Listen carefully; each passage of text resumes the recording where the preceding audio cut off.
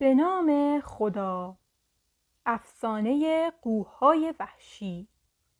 روزی روزگاری در سرزمینی دور شاه و ملکه‌ای بودند که 11 پسر و 1 دختر داشتند.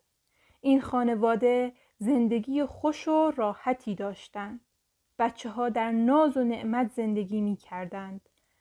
اما روزی رسید که خوشی و راحتی آنها تمام شد. مادر بچه‌ها از دنیا رفت و آنها تنها شدند. دختر کوچک سعی می‌کرد جای مادرش را پر کند. او برای برادرهایش قصه می‌خواند و آنها را سرگرم می‌کرد. برادرها دور تا دور خواهر کوچکشان می‌نشستند و به قصه‌های خواهرشان گوش می‌دادند. چند ماه گذشت، شاه همسر دیگری گرفت. زنی بدجنس که چشم دیدن بچه‌ها را نداشت و شب و روز با بچه‌ها بدرفتاری می‌کرد. به جای شکر در لیوان چای آنها شن می‌ریخت و به جای غذا دادن به آنها نان خشک می‌داد. اتاق راحت و رخت خواب گرم را از آنها گرفت و به جایش اتاق تاریکی به آنها داد. اتاقی که زیرانداز نداشت و در آن تخت خواب نبود. چند روز که گذشت، ملکه بدجنس دختر را به روستایی فرستاد و او را به خانواده دهقانی سپرد تا در آنجا کار کند. حالا نوبت پسرا بود که یه جوری آنها را از قصر بیرون کند. او فکر کرد، راه حل‌های مختلفی را امتحان کرد و عاقبت دست به دامن پیرزن جادوگر شد. پیرزن جادوگر خنده موذیانه‌ای کرد و گفت: چاره کارت دست من است. من وردی به تو یاد می‌دهم که هر وقت آن ورد را بخوانی پسرها به شکل پرنده می‌شوند و از آنجا می‌روند. ملکه بدجنس خوشحال شد. به قصر برگشت و آن ورد را خواند.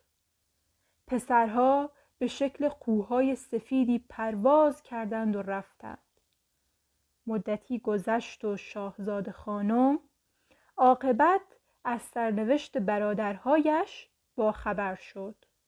او با خانواده دهقان صحبت کرد و از آنها اجازه گرفت که برای پیدا کردن برادرهایش به طرف دریا برود.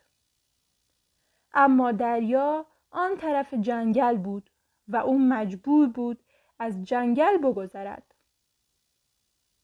شاهزاده خانم راه افتاد.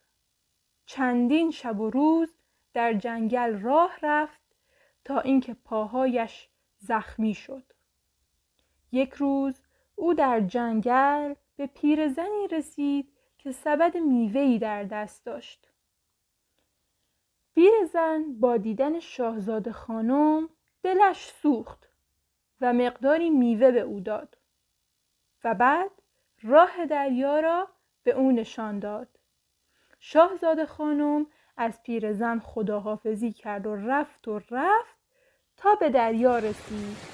اما در کنار دریا هیچ کس نبود.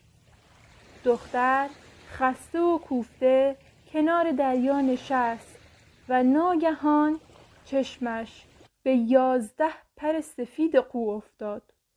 او فهمید که پرها مال برادرهایش هستند. آنها را جمع کرد و در دست گرفت. حالا دیگر مطمئن بود که میتواند برادرهایش را پیدا کند. آن روز تا نزدیک غروب دختر کنار دریا نشست. نزدیک غروب خورشید ناگهان 11 قوی سفید در آسمان پیدا شدند و پرواز کنان به ساحل آمدند. وقتی روی ساحل نشستند به 11 شاهزاده جوان تبدیل شدند. شاهزاده خانم برادرهایش را شناخت. به طرف آنها دوید و اسم هر کدام را صدا زد. برادرها هم از دیدن خواهرشان خوشحال شدند. برادر بزرگتر گفت تا وقتی خورشید در آسمان است ما به شکل قو هستیم. شب که می شود به شکل انسان در می آییم. ما آن طرف دریا زندگی می کنیم. جایی که بسیار زیباست. بهتر است تو هم با ما بیایی. آنها از شاخه های نازک درختان سبدی بافتند و خواهرشان را در آن نشاندند و هر کدام یک طرف آن را گرفتند و پرواز کردند. دختر خوشحال بود که برادرهایش را پیدا کرده. دختر با برادرهایش در جنگل به خوشی زندگی می کردند. او همیشه دعا می کرد که طلسم برادرهایش باطل شود. یک شب شاهزاده خانم خواب عجیبی دید. فرشته‌ای به خواب او آمد و به او گفت اگر می‌خواهی برادرهایت از این طلسم آزاد شوند باید با بوته‌های گزنه برای آنها لباس ببافی. وقتی آن لباس را بپوشند طلسم آنها باطل می‌شود و به شکل اول در می‌آیند. یادت باشد در این مدت اصلاً نباید حرف بزنی. وقتی شاهزاده خانم از خواب بیدار شد به سراغ بوته‌های گزنه رفت و شروع کرد به بافتن پیراهنی برای برادرانش.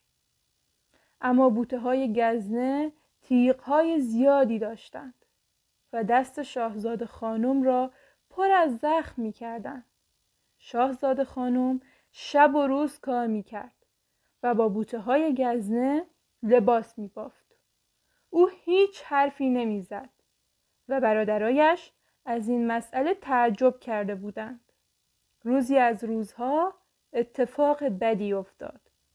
شاهزاده‌ای با همراهانش به طرف آنها آمده بودند تا شکار کنند. شاهزاده خانم از ترس اینکه مبادا کارش عقب بیفتد به داخل غاری پناه برد. اما سگ شاهزاده او را پیدا کرد. شاهزاده از دیدن دختر به آن زیبایی تعجب کرد و او را همراه خودش به قصرش برد تا با او ازدواج کند. مراسم ازدواج شاهزاده با شاهزاده خانم انجام شد. اما دختر دست از بافتن لباس بر نداشت. درباریان قصر تعجب می کردند. پشت سر دختر حرف می زدند و چون شاهزاده خانم نمی توانست حرف بزند و توضیح بدهد هر روز این مسئله پیچیده تر می شد. یکی از درباریان که همیشه و همه جا مواظب شاهزاده خانم بود هر روز نزد شاهزاده می رفت و از همسر تازه‌اش بدگویی می کرد و می گفت کارهای او شبیه جادوگراست. اما چون شاهزاده همسرش را دوست داشت به این حرفا توجهی نمی کرد. اما عاقبت آنقدر پشت سر شاهزاده خانم بد گفتند که حرف آنها در شاهزاده اثر کرد و او هم نسبت به همسرش بدبین شده بود. او نمی توانست بفهمد که این لباسهایی که همسرش می بافد برای چیست. بنابراین شاهزاده خانم را به زندان انداخت و به خاطر اینکه او جادوگر است قرار شد که از شهر بندازدش بیرون. روزی که قرار بود اونو از شهر بندازن بیرون شاهزاده خانم سوار گاری کردند و به اطراف شهر بردند. اما او در راه هم لباس می بافت. ناگهان سر و کله چند قوی سفید پیدا شد. قوهای سفید بالای سر گاری پرواز می کردند و شاهزاده خانم به طرف هر کدام لباس پرتاب می کرد. هر قویی که لباس سبز رنگ به تن می کرد طلسم او باطل می شد و به شکل انسان در می آمد. مردم از دیدن این صحنه تعجب کرده بودند. حالا دیگر شاهزاده خانم می توانست حرف بزند. شاهزاده نزد او آمد و شاهزاده خانم تمام ماجرا را برای او تعریف کرد. شاهزاده همسرش را به قصر برگرداند و از او عذرخواهی کرد و تا سالهای سال آنها با هم به خوبی و خوشی زندگی کردند. قصه ما